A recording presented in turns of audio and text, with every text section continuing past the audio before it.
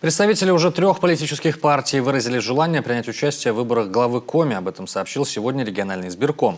Доселе малоизвестная «Зеленая альтернатива» предложила председатель Республиканского союза регби Виктора Бетехтина, Либерально-демократическая партия России усинского депутата Андрея Никитина, а Коммунистическая партия социальной справедливости, съезд которой на днях состоялся в Москве, представила Сергея Пономарева. Фотографию последнего, увы, не найти даже на просторах интернета.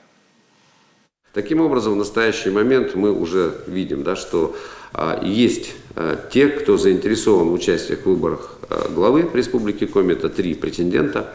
Мы не говорим о них как о кандидатах в настоящее время, поскольку они приобретут статус кандидата только тогда, когда представят документы в избирательную комиссию Республики Коми.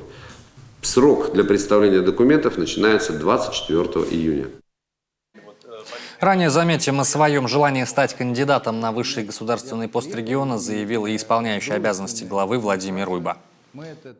Я рассчитываю избраться в сентябре, отработать 5 лет, честно, увеличить и улучшить качество жизни и экономической, и социальной всех жителей республики и республики в целом, избраться на 2-й срок и отработать 10 лет, честно, открыто, и с полной выкладкой.